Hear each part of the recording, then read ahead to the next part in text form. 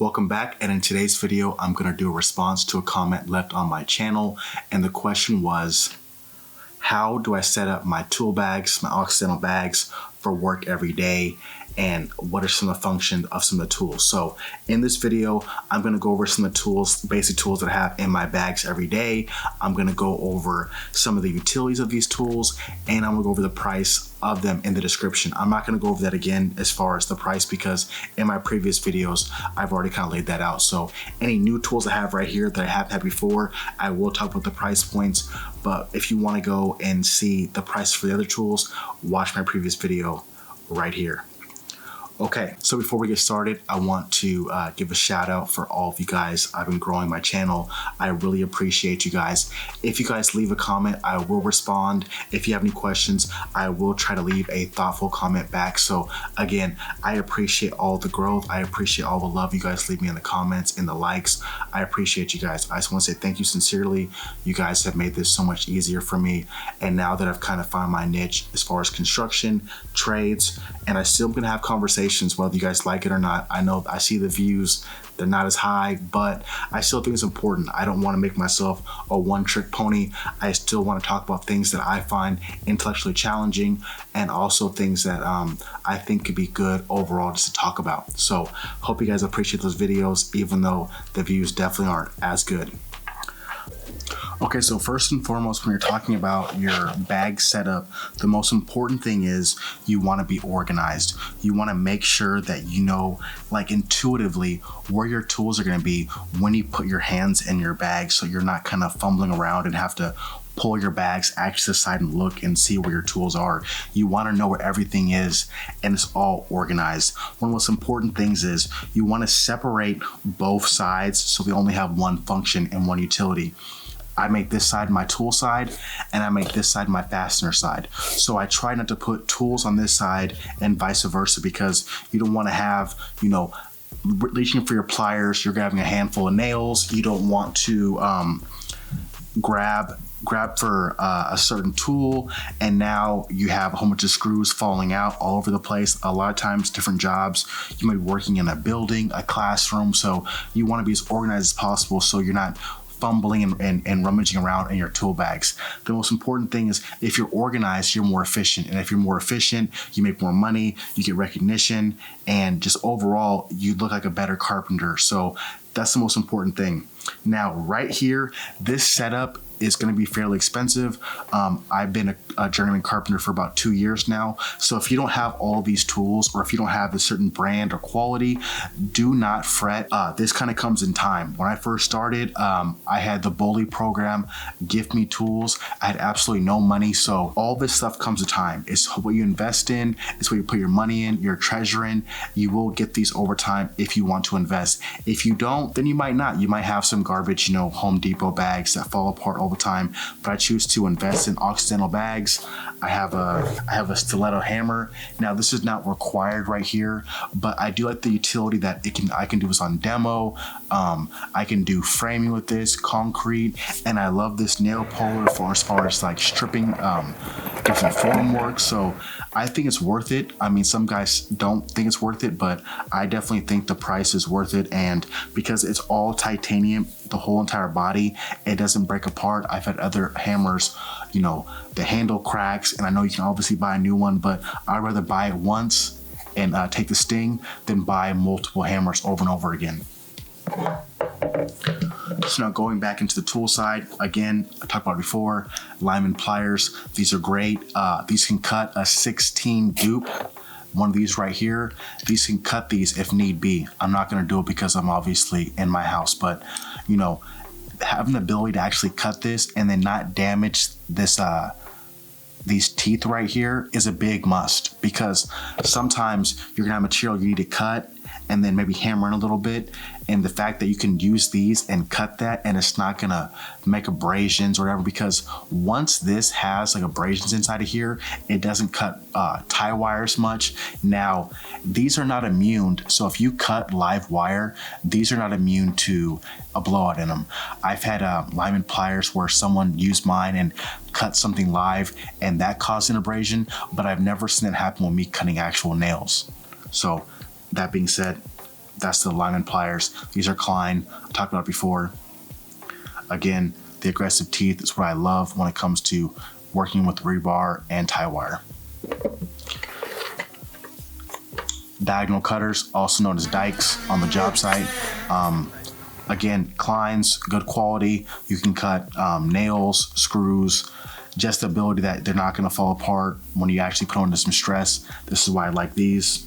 So right now, I'm currently demoing some lath and plaster on the jobs. We're doing a remodel, and so I keep a pair of metal snips. These are Midwest. This is one of the best brands. If you ask a lot of tin benders, they say go with this brand, so I trust them. You can see some ones at Home Depot. They're not very good. Do not trust any tin snips at Home Depot. They are not going to be good overall. They rust out pretty fast. Do not buy the Home Depot brand. Trust me. I've done it before. It was a waste of money. Don't do it. I have a cheap little torpedo right here. This is the Empire, nothing too expensive. I've had, you know, Stabila torpedoes, but overall, these tend to fall out of my bags fairly often, or, you know, when you're climbing up ladders, these tend to be one of the casualties. So I don't spend as much money on my torpedo. As long as I can get level, it's fine. You don't gotta waste a lot of money on these. Now these are vice grips. I was just doing some concrete work recently. We were doing a lot of, you know, form work, pounding stakes, and so these are a godsend if you are stripping form work. These make taking stakes out so much easier. Instead of pounding with your hammer over and over and over again, hoping it gets loose, you can actually get a hold of the stake and wiggle it loose and work it loose to actually pull it out of the ground. These are gonna save you so much time. That's worth the investment by itself. Trust me, save yourself 20, 30 minutes, you know, from pounding stakes, especially when you're on gravel areas where the stakes go really deep to actually get a firm hold in there. These will save your life. Utility knife, pretty simple, nothing too crazy. Like I said, one of my favorite tools right here. This keeps all my bits all together. And as you can see, it's already getting cannibalized. Stuff's already missing. So I keep a couple of these on deck, but as you can see, they're already being used. These tend to happen all the time. They get cannibalized. So I love keeping one of these. So at least I can keep the ones I do have all in check and they're not rummaging around in my bags. You don't want a whole bunch of tips just loose inside your bags. You might get dirt or debris in there, and then you empty out that and then your bits are gone. So any way that you can keep your bits organized, this is probably your best bet right here. I keep a couple extendos for my impacts. So I have inside of here, I have a little small apex, and then I keep a couple extendos in case, you know, there's some hard to reach places. You can never go wrong with having a extendo in your bag. It makes life easier. You don't want to go to a Connex or to your truck and actually get one. So keep everything you can keep in your bags. Do things that you don't need all the time. It's okay to put that stuff in your truck and then get it when you need it, or your car. And then this is just a regular tape. This is a Stanley 25-footer, nothing too crazy. Now, I did switch my bags up. For a long time, I always kept my tape inside of this little pouch right here. But over time, I've learned that it's good to keep your tape and to keep your pencil side on different hands. So you can reach in and one hand's grabbing the tape and one hand's grabbing the pencil. You don't want to have both. Like before, I used to have both on the same side. And so now you have one hand reaching for your tape, then you're putting this hand, then the other hand grabbing for your pencil. That's like cumbersome, and that's like overdoing it. You don't want to go through multiple steps you don't need to. So if you can, keep your tape on this side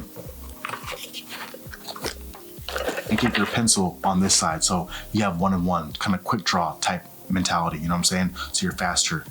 Again, I have a chalk.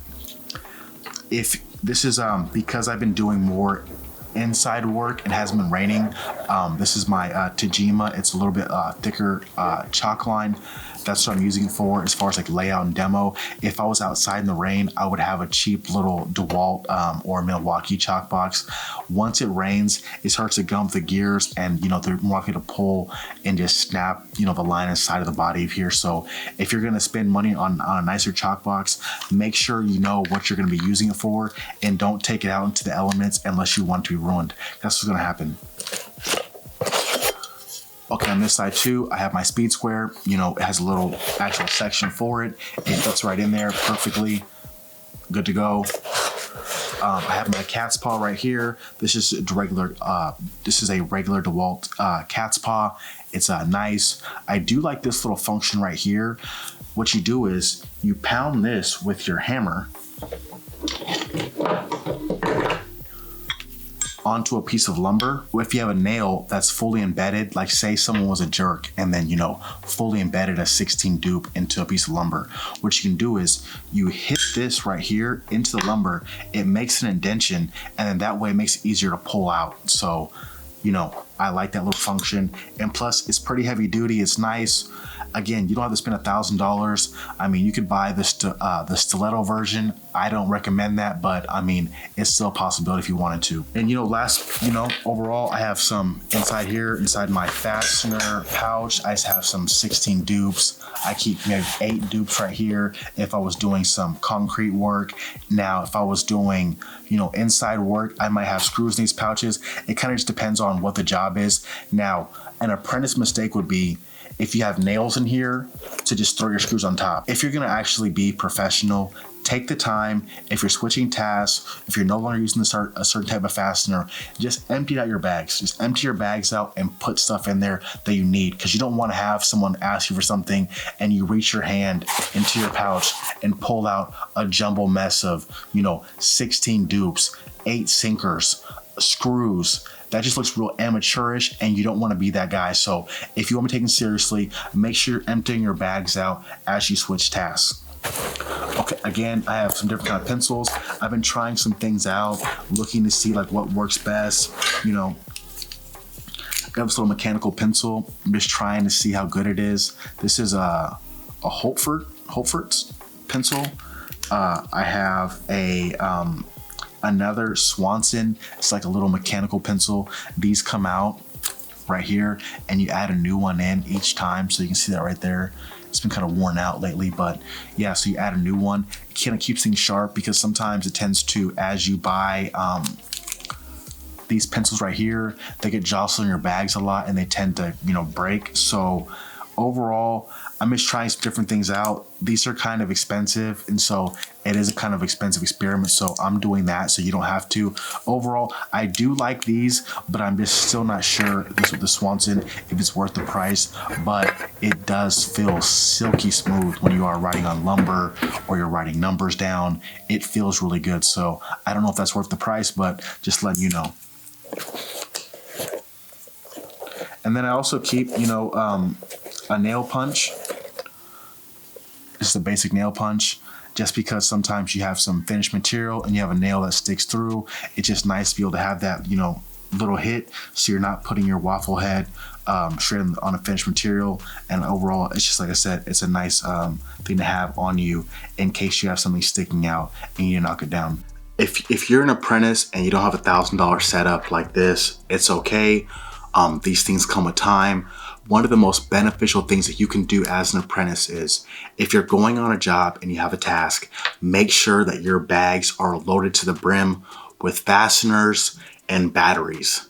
You should be like a little pack mule. That should be your job, because a lot of times, the older journeymen, they're not gonna be able to carry as much weight. So you, as a younger person coming in, whether you're a teenager or you're coming in your early 20s, coming to your apprenticeship, make sure that you're making your journeyman's life easier. Make sure you're making it so that things are more efficient, things are flowing more, and trust me, journeymen will respect the fact that you're making their lives easier. So when they have a saw and they've been cutting material, and you hear the saw starting to make the little whining sound, like it doesn't have as much power or juice, and you pull out of your bags 2 fresh batteries, he's gonna give you that nod, like, that's what I'm talking about, because you don't have to go run back to the Connex and get batteries. You're already prepared. Or when he's looking at his bags and he's, reaching in and there's no more nails, and he can say, oh, don't worry about it, bro, I got you. Here, take some of mine. He's gonna give that nod of approval, like, that's what I'm talking about. You're making my life easier, so I wanna be more helpful to you. So know that the more helpful you can be to your journeyman or guys around you, the longer you'll stay and the more tips they'll give you to make you more efficient. So it's not just about organizing your bags, it's also about what you have in your bags, and that's just not about, you know, the quality of tools or the price tag. It's about how efficient you are with those tools, how you use them. That's the most important thing to learn. So that's my Occidental tool bag setup. I hope you guys enjoyed. I appreciate you guys. I have more videos coming. Me and my wife, she just switched schedules, so now I'm gonna have more time for videos. So bear with me, guys. I appreciate you guys. Thank you. And if you guys want to watch more videos, I should have another one right here or right here. And thank you again, man. I appreciate you.